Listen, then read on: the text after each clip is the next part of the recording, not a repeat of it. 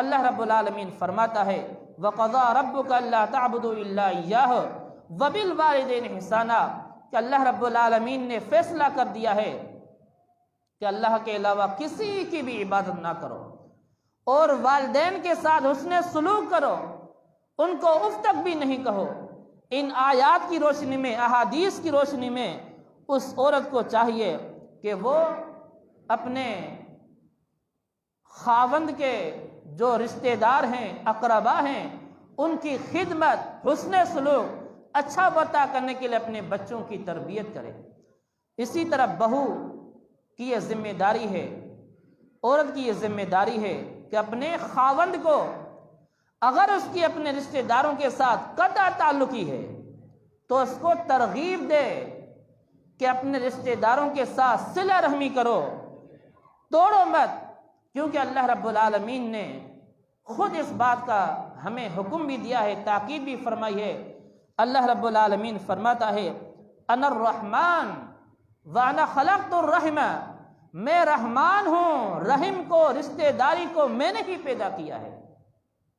وَشَقَقْتُ لَهَا مِنْ اسمی، اور اس چیز کو، رحم کو، صلہ رحمی کو میں نے اپنے نام سے الگ کیا ہے۔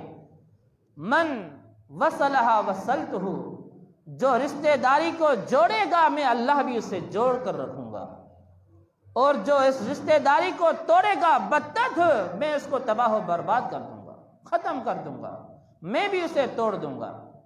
تو عورت کی یہ ذمہ داری ہے، اگر اسے معلوم ہے کہ میرے سسرال کے فلاں فلاں رشتہ دار میرے خاوند سے ناراض ہیں یا یہ ان سے ناراض ہے معمولی باتوں پر، تو عورت اپنے شوہر کی اس حوالے سے اصلاح کرے، اس کو ترغیب دے رشتہ داروں کے ساتھ حسن سلوک کی، صلہ رحمی کی۔ تو یہ وہ حقوق تھے جو بہو پر سسرال کے حقوق بنتے ہیں، یہ مجموعی طور پر مختصر تھے۔ آئیے اس کا دوسرا حصہ بھی سن لیتے ہیں کہ بہو کے سسرال پر کیا حقوق بنتے ہیں۔ اس بات کو سمجھنے کے لیے یہ بات یاد رکھنی چاہیے کہ بہو سسرالی نسل کے اندر ماں کی حیثیت رکھتی ہے۔ ساس سسر بڑے شوق سے اپنے بیٹے کے لیے ایک عورت کا انتخاب کرتے ہیں، اور ان کے ذہن میں بھی ایک تصور پیدا ہوتا ہے کہ اس عورت سے ہماری نسل آگے آئے گی، اللہ رب العالمین اس کے ذریعے سے ہمیں مزید نسل عطا فرمائے گا۔ تو اس اہم منصب کو، یعنی جو ایک ماں کا منصب ہم اپنی بہو کو دیتے ہیں، یہ ہماری نسل کی ماں ہے، تو پھر میرے بھائیوں اس اہم منصب کے لیے ہمیں سازگار ماحول اپنے گھر کے اندر پیدا کرنا ہوگا، اس کے ساتھ احترام کے ساتھ پیش آنا ہوگا، اور اس لحاظ سے بھی کہ بہو ساس سسر کے لیے ان کی اپنی بیٹی کا مقام رکھتی ہے، کیونکہ انہوں نے خود ہی اپنے بیٹے کے لیے اس لڑکی کا انتخاب کیا ہے۔ جیسی محبت، پیار، شفقت اپنے بیٹے کو دیتے ہیں، ایسی ہی سسرال والوں کو چاہیے کہ اپنی بہو کو بھی محبت، پیار، شفقت اور عزت احترام ان کے ساتھ کرے۔ اور اس لیے بھی کہ یہ جو لڑکی ہے، جو ہماری بہو ہے، یہ اپنے والدین سے جدا ہو کر عیش و عشرت اور بادشاہوں والی زندگی گزار کر ایک نئے گھر کے اندر آئی ہے۔ اگر کوئی اس کے اندر خامی نظر آ جائے یا عادت نظر آ جائے جو خلاف مروت ہے، تو انتہائی حکمت کے ساتھ، پیار کے ساتھ، اچھے طریقے کے ساتھ اپنی بیٹی سمجھ کر اس خامی کو، عادت کو، اس غلطی کو رفع دفع کرنے کی کوشش کرے۔ کوئی غلط فہمی بھی پیدا ہو جائے تو انتہائی پیار اور محبت کے ساتھ اس کو دور کرنے کی کوشش کی جائے۔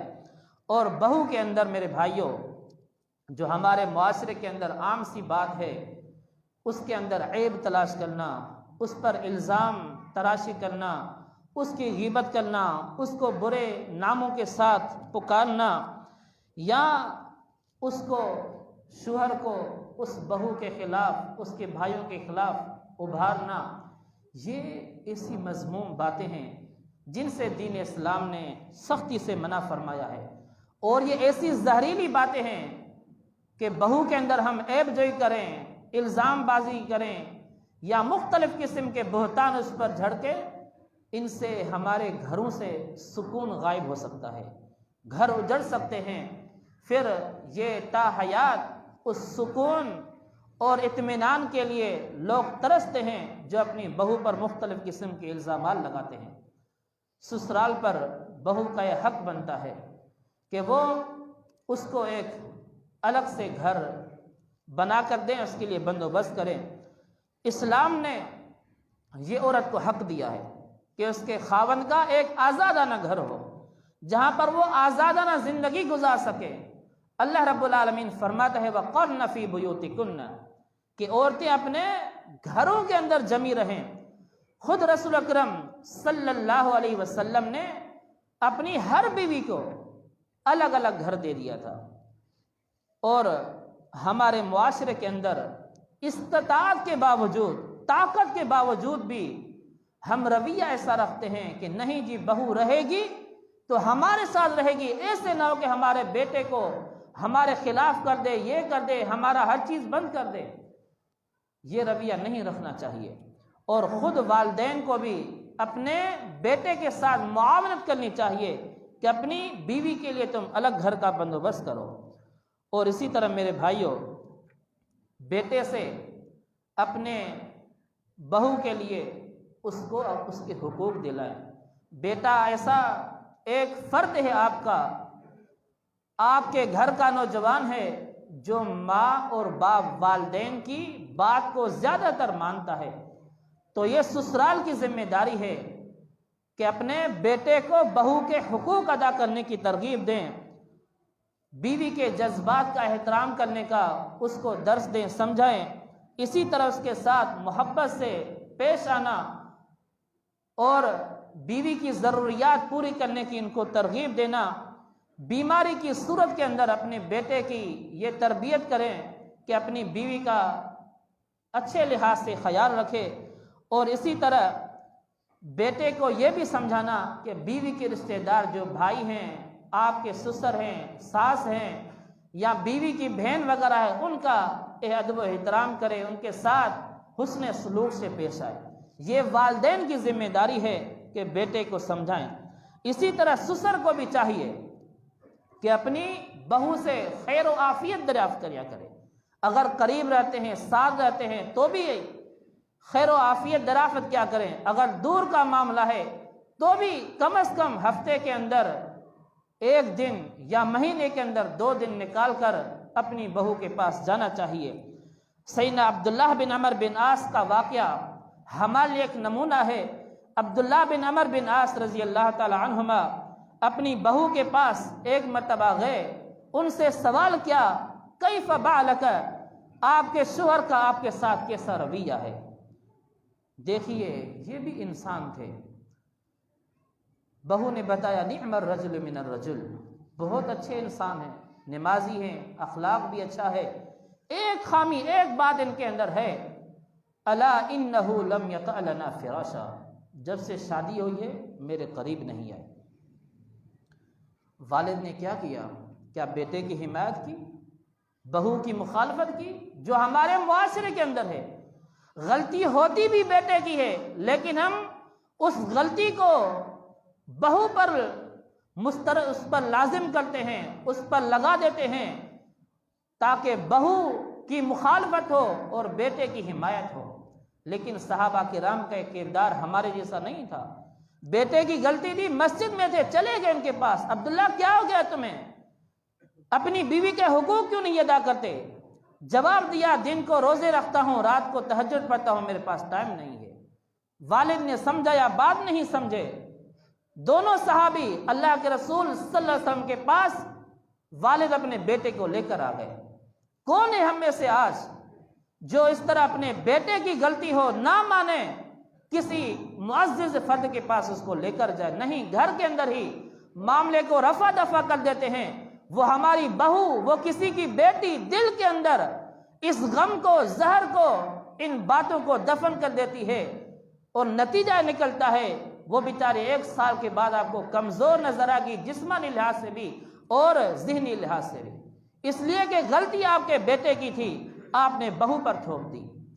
عبداللہ بن عمر بن عاص نے اللہ کے رسول صلی اللہ علیہ وسلم کو بھی جواب دیا، اللہ کے پیغمبر، میں دن کو روزے رکھتا ہوں، رات کو تہجد قیام کرتا ہوں، میرے پاس ٹائم نہیں۔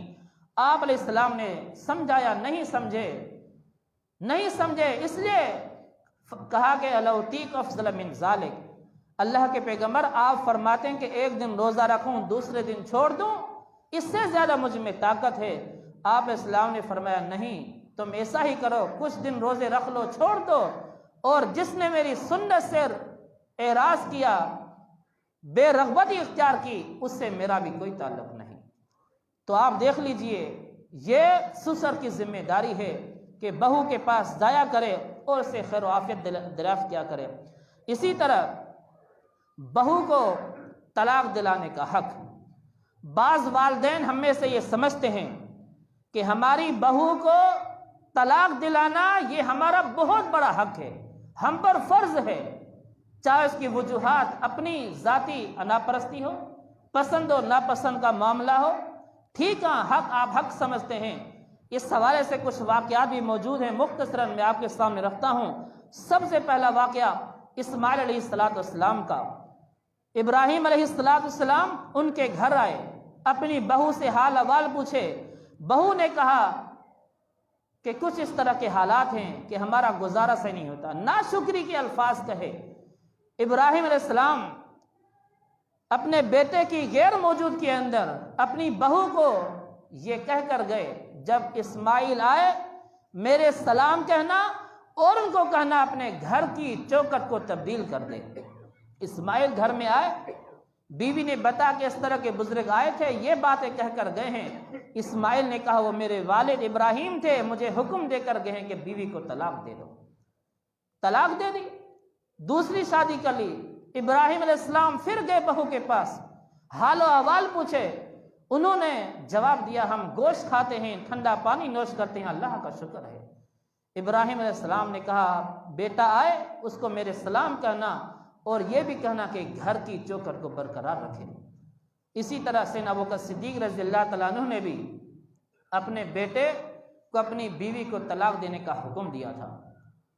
اور تیسرا واقعہ سیدنا عبداللہ بن عمر رضی اللہ تعالیٰ عنہ نے بھی اپنے بیٹے، جو سیدنا عبداللہ بن عمر ہیں، عمر رضی اللہ عنہ کے بیٹے، انہوں نے شادی کی۔ عمر بن خطاب نے اپنے بیٹے کو حکم دیا کہ اپنی بیوی کو، میری بہو کو طلاق دے دو۔ عبداللہ یہ معاملہ اللہ کے رسول کے پاس لے کے آئے۔ آپ صلی اللہ علیہ وسلم نے فرمایا عبداللہ اپنے والد کی بات مانو اور اس کو طلاق دے دو۔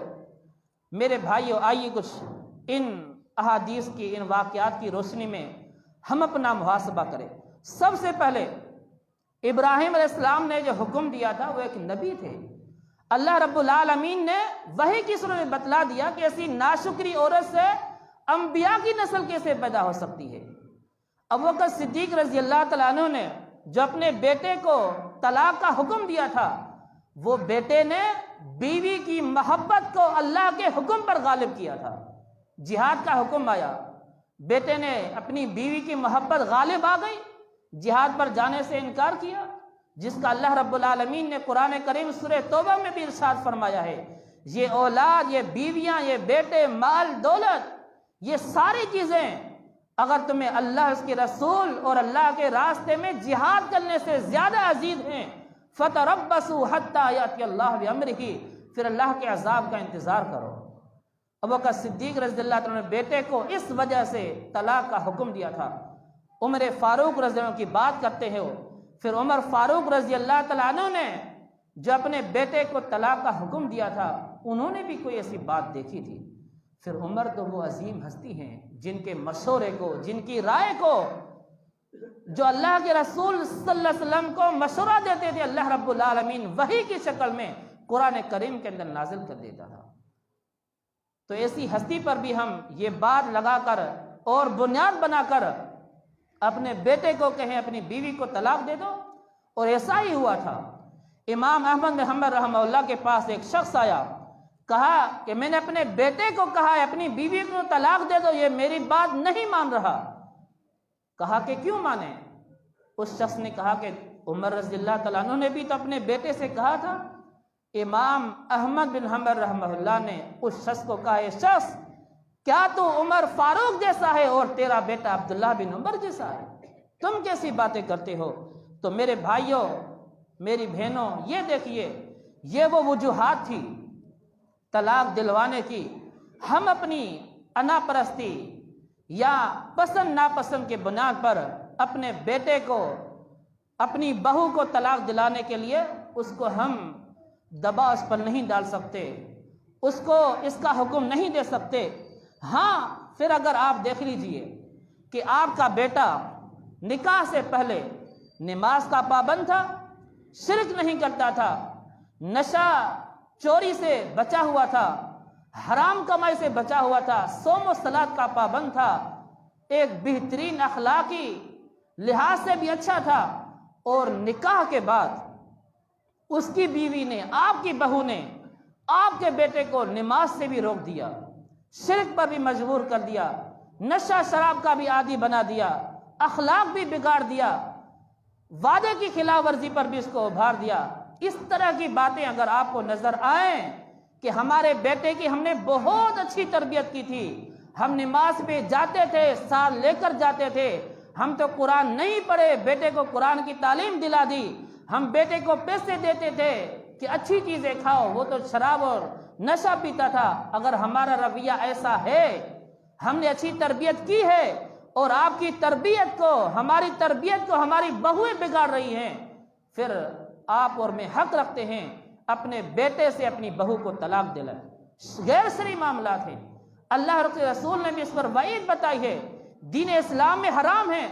اگر نہیں ہے یہ سارے معاملات، لیکن ہماری بہو، آپ کی بہو دیندار ہے، امانت دار ہے، وعدے کی بھی پاسداری کرتی ہے، دین کے لحاظ سے اچھی ہے، کوئی عیب نہیں ہے، محض ہماری بات نہیں مانتی، ہماری اطاعت نہیں کرتی، ہمارے کام نہیں کرتی، اپنے شوہر کے ہی کام میں لگی رہتی ہے، اللہ کی عبادت رہنمائی لینے کی توفیق نصیب فرمائے، اور ان باتوں پر عمل پیرا ہونے کی توفیق نصیب فرمائے۔ وآخر دعوانا الحمدللہ رب العالمین۔